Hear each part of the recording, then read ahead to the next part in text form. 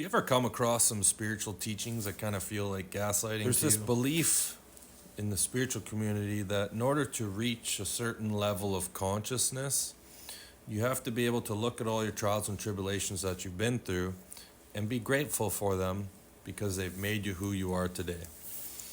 Now, I understand this is coming from the right place.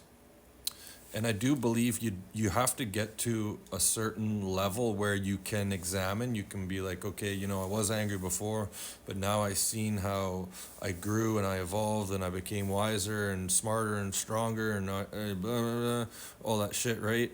Because of that, I believe that's where you have to get. You have to be able to see the silver lining from it. But to actually sit there and say that you have to be grateful for all the shit you've been through in order to have a higher level of consciousness. I've left my body and met Jesus in the 12th dimension. I've seen this life. I've had out-of-body experiences where I've seen my life and the people that have harmed me through a 12D lens, okay? I offer a healing service where I guide your soul to the 12D and let Jesus perform the healings after I had this out-of-body experience.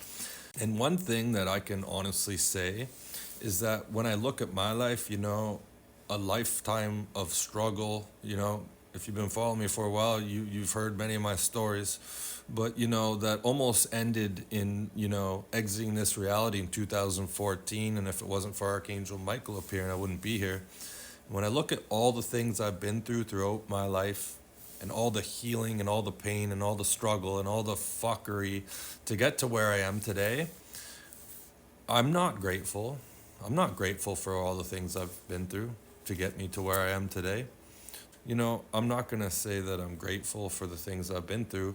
I'm grateful that I was able to identify, lessons from them, knowledge from them. I have become stronger from them, but I'll probably never be grateful for the things that I've been through in this life because I just feel like, I wasn't broken before I came here.